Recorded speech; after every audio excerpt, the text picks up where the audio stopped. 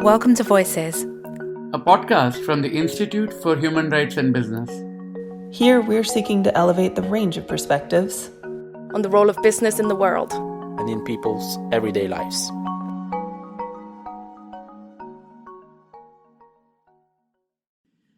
Hello everybody, this is Salil Tripathi from the Institute for Human Rights and Business, and today I'm talking to Rohini Lakshané, who is a public policy researcher and an engineer by training, but has done a lot of work on digital issues.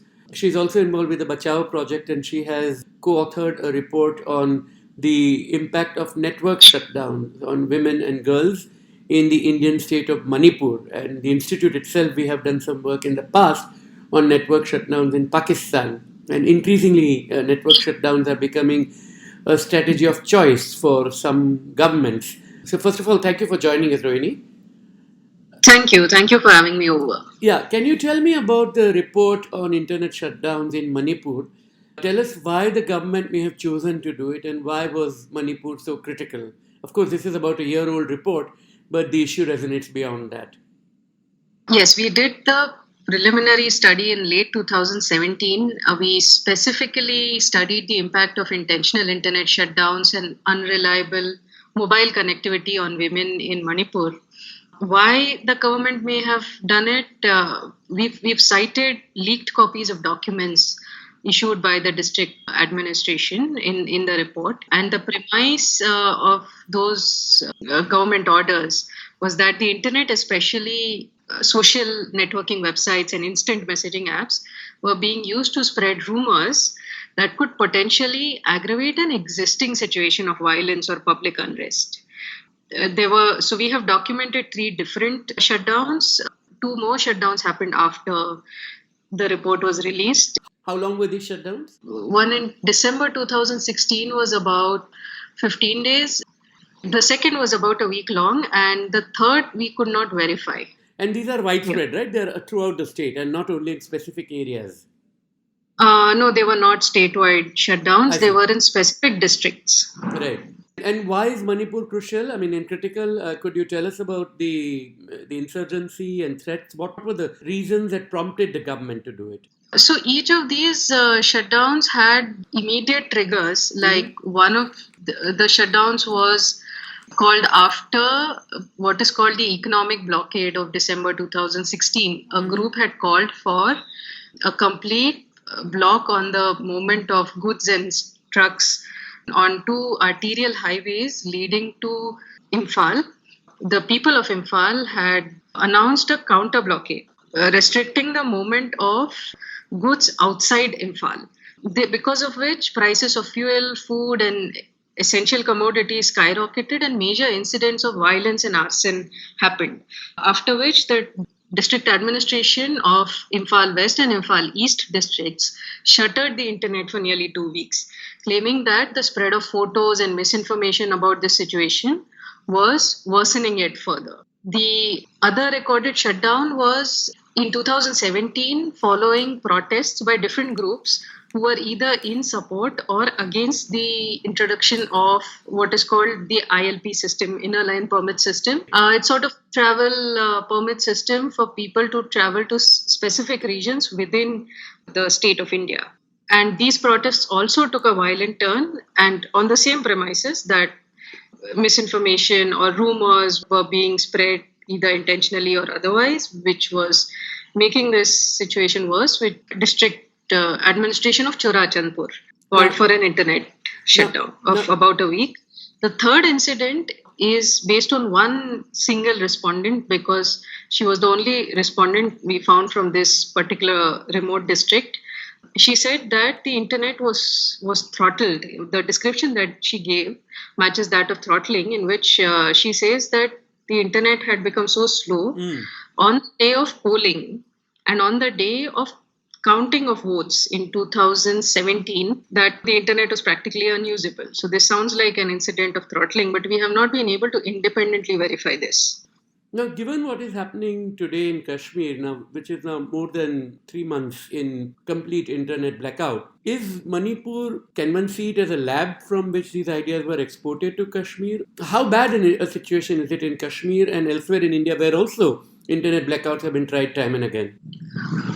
India has experienced the highest number of recorded intentional internet shutdowns in the world every year since 2016. So, shutdowns have happened in practically every part of India except for the major urban metropolitan areas, let's say Delhi or Mumbai, where a shutdown would cause immense distress and losses. And I'm speaking of intentional shutdowns, which means that these are not caused by technical fault or some such, but they were initiated by the state, and recorded shutdowns, because it is possible that in some areas the shutdowns can go unreported, or people don't necessarily realize that the internet services were unavailable for a certain duration, for a few hours or maybe something like that. So our research only looks at shutdowns that were intentional and that are verifiable in some sense, that is, they were recorded. In Kashmir, the internet shutdown that started in August this year is a statewide blackout of all telecommunications, and by statewide I mean before the boundaries of the state were redrawn. The internet shutdown came with the blackout of landline communication, mobile voice calls, broadband internet, mobile internet. No other Indian state has experienced a statewide intentional internet shutdown. In Kashmir, this was clubbed with curfews and extreme restrictions on the physical movement of citizens. Right. So in the history of shutdown that have already happened in India, this is unprecedented, that it has been clubbed with many, many other restrictions.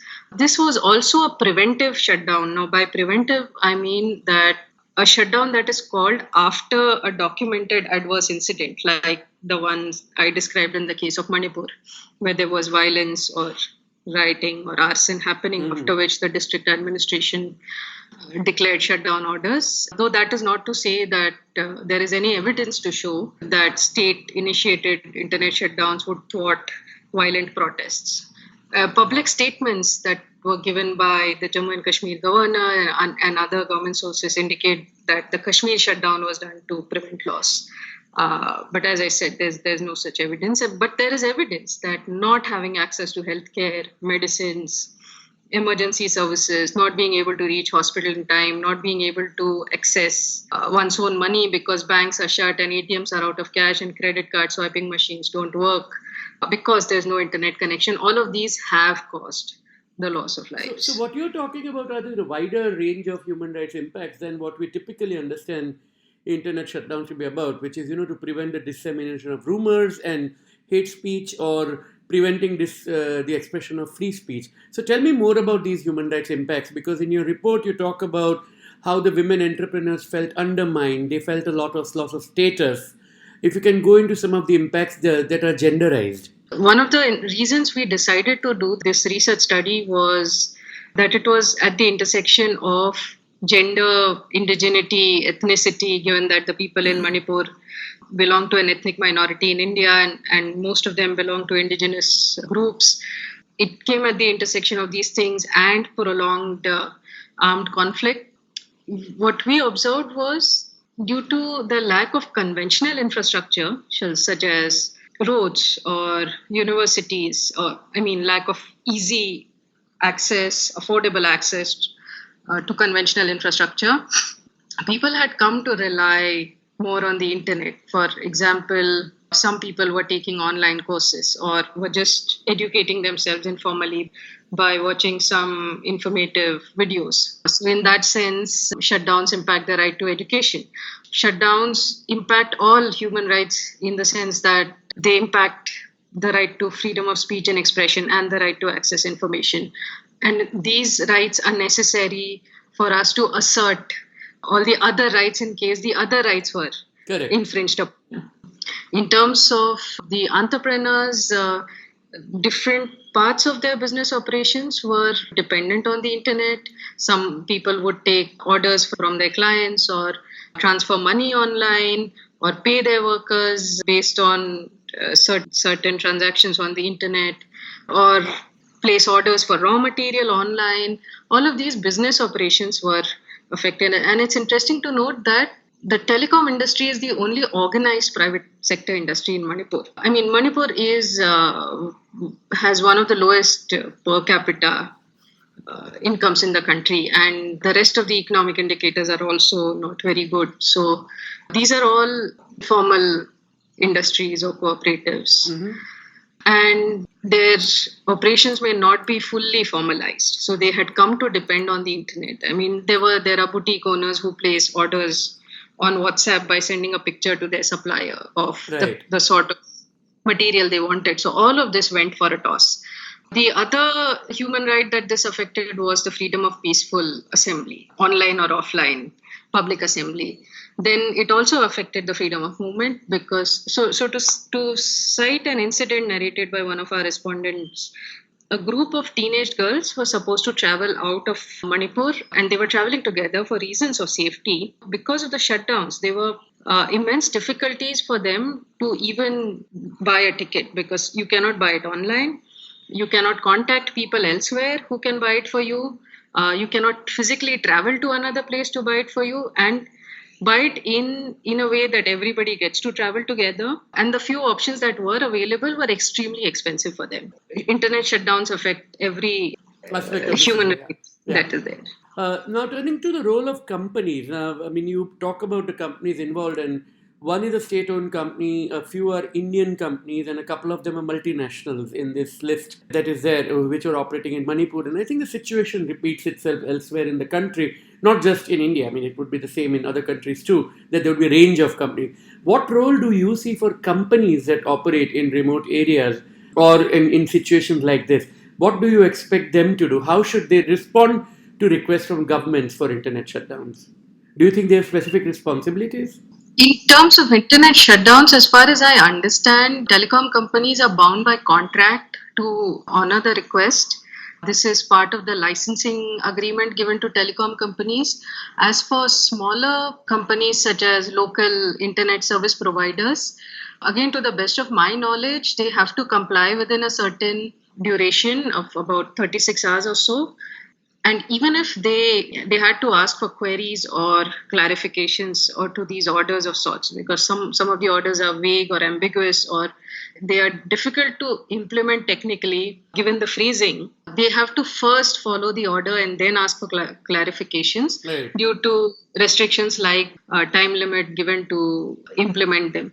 So I would presume that companies might want to address this issue of issuing clarifications or requesting clarifications from the government about these orders. As far as compliance is concerned, I think they are bound by contract. Yeah. So this brings me to the kind of final global question that if this is the kind of problem that companies have faced in Myanmar, in Egypt, and many parts of the world where state makes a request and they have to comply, is there a need for a new global standard or a convergence of policies for internet shutdown?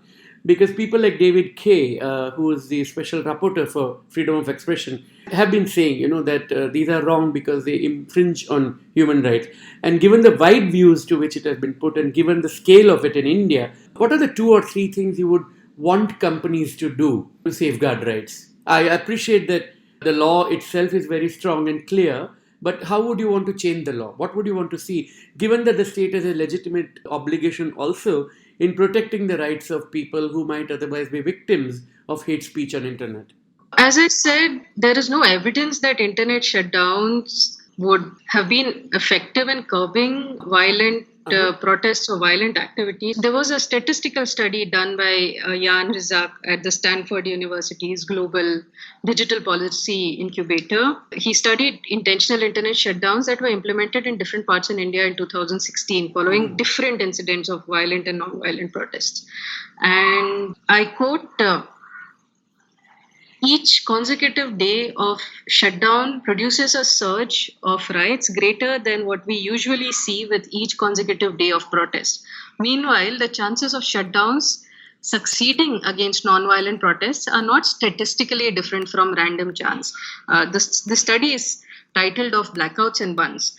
So maintaining law and order is a responsibility of the government, but by implementing blanket internet shutdowns, the government penalizes everybody in that particular city or district or whatever the boundaries of the state are.